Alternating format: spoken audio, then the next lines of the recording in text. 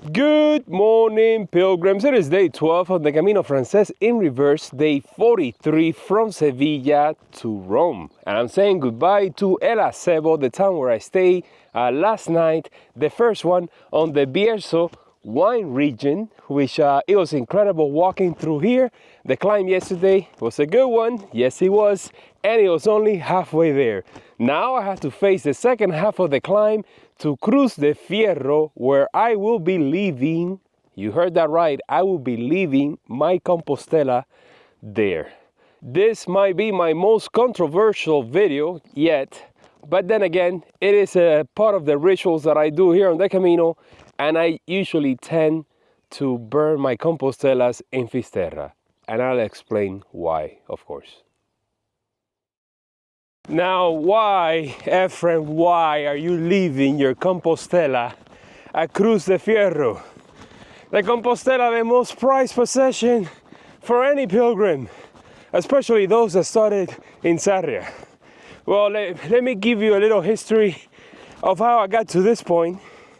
It all started in 2017, of course, when I did my first Camino, and reading in the guidebook, I read the whole thing about the ritual when you get to Fisterra, that you're supposed to do three things. You're supposed to take a bath in the ocean, watch the sunset, and then burn an article that you carry with you the entire way.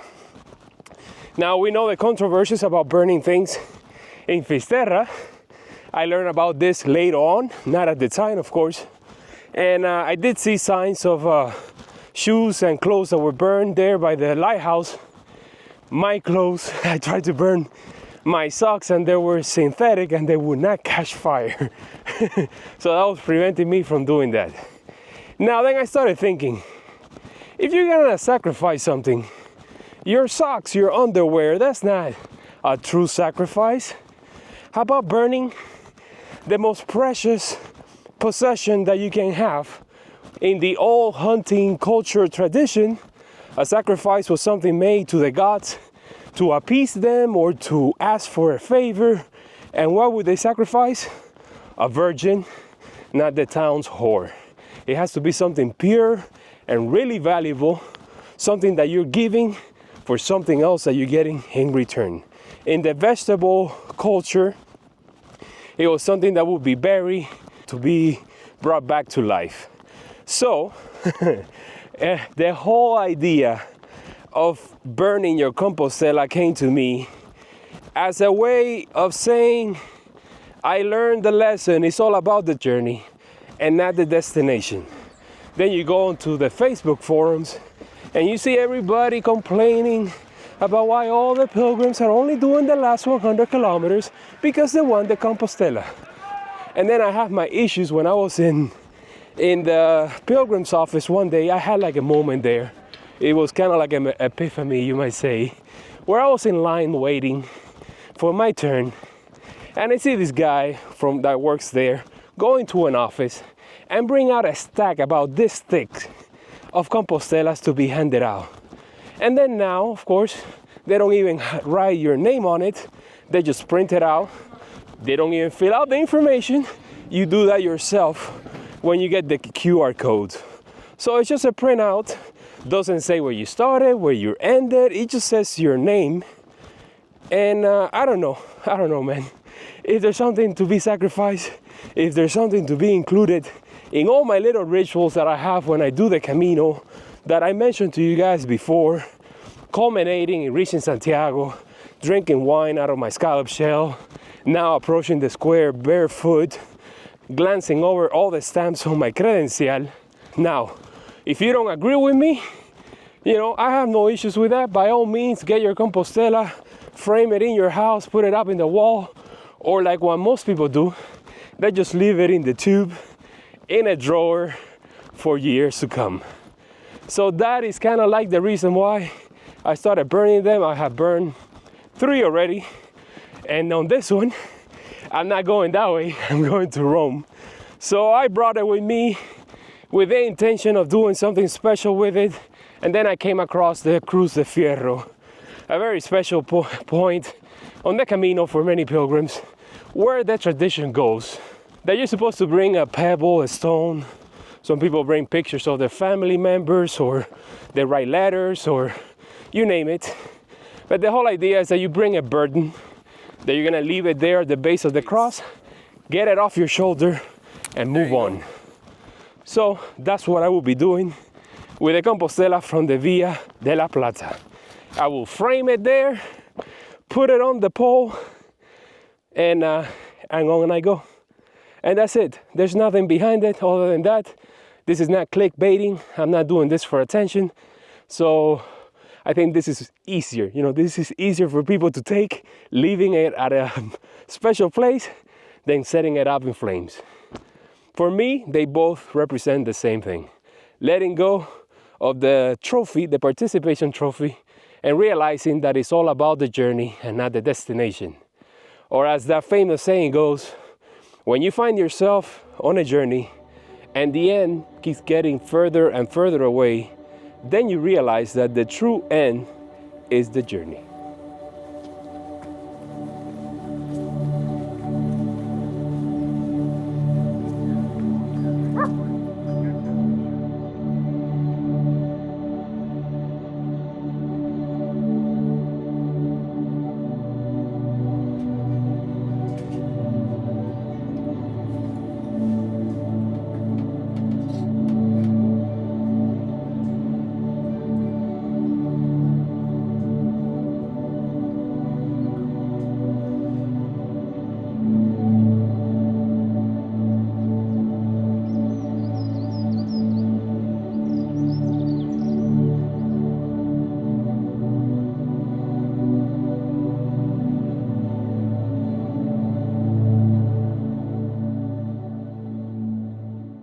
Can't believe that I have this place all to myself. When I arrived, there was a large group of pilgrims on a tour bus.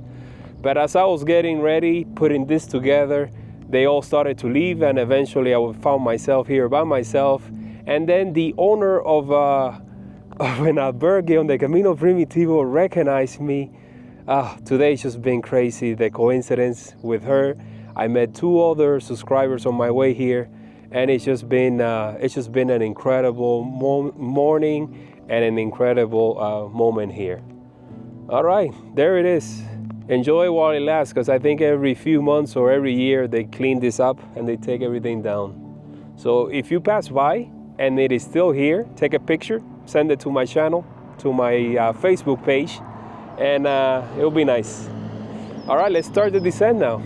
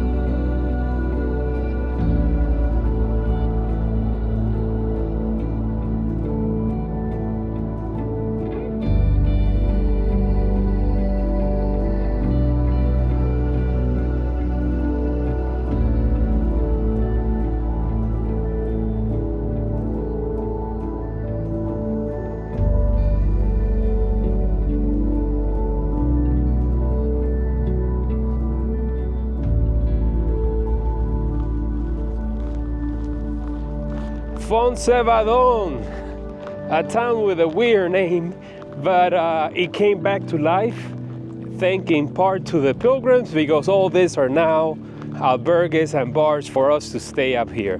I saw a guy passed out on the lawn there taking in the sun, and I decided to stop, of course, and have a beer to celebrate and to enjoy the views of what's coming up ahead. La Meseta. Can't believe that I've been in the mountains already for like I don't know, close to a month.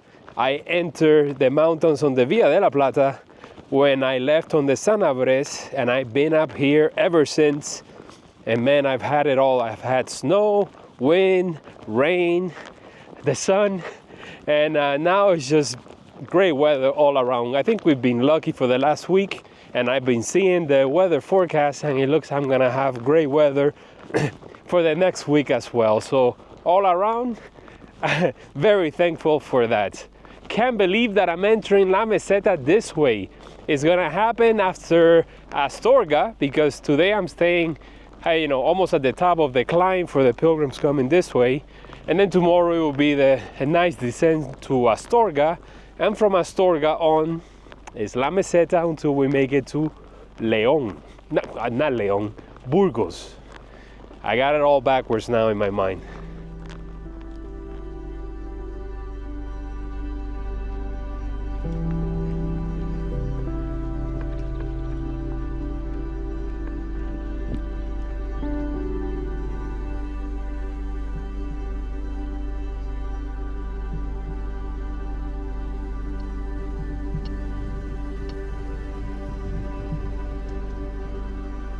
Just in case.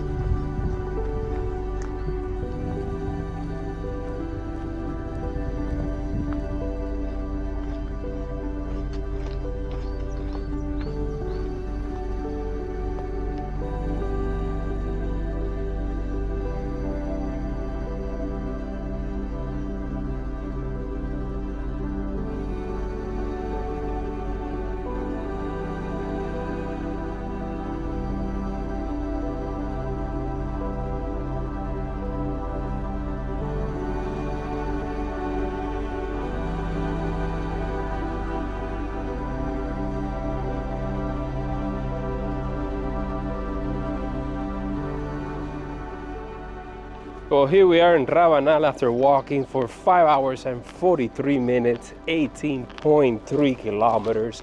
Made it here 2 in the afternoon, perfect timing. And now I got options. I got two. One is a Donativo place and the other one is the Municipal. Which one should I choose? Let's check them out.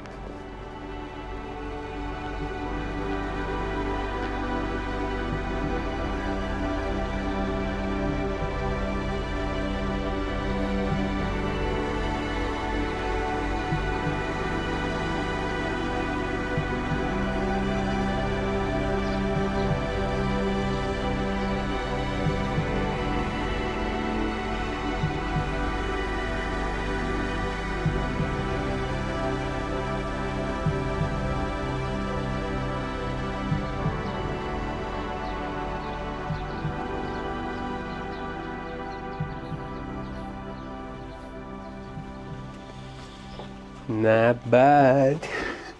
Not bad at all.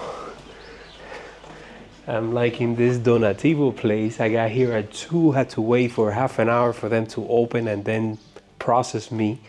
And I'm in this open dorm with 2, 4, 6, 8, 10, 12, 14, 16, 18, 20 spaces for people to stay.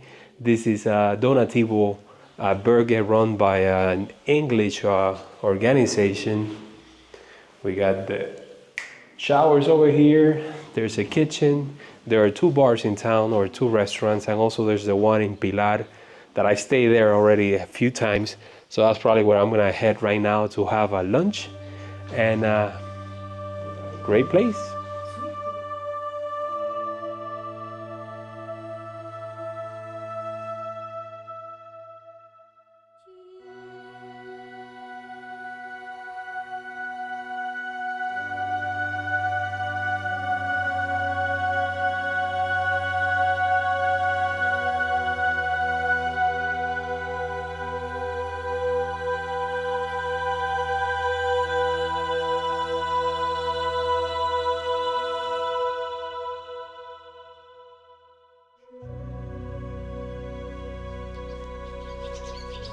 So here we are in the empty streets of Rabanal, another one of these towns like the one where I stayed yesterday that has this quiet quality to it that is special. It's special and it is hard to find on the Camino.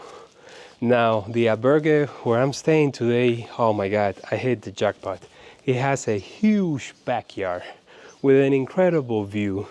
And we just got there together and had tea time, where we had a long conversation talking about everything about Camino related. And I came to this restaurant to have lunch this afternoon, but it is closed. on Thursdays. That's how it goes. There's another one down the street. And I went for lunch to Albergue El Pilar, where I have stayed already twice before. And the meal was good. Now, what else? I'm not doing laundry today. I think I'm gonna wait until I get to Astorga and just pile it all in together and just, do one load in the washer and the dryer. And I really hope that my actions today did not offend you in any way, shape, or form. And I also think that I need that little space in our relationship where I can try new things, things that are meaningful to me, even if you don't agree with them.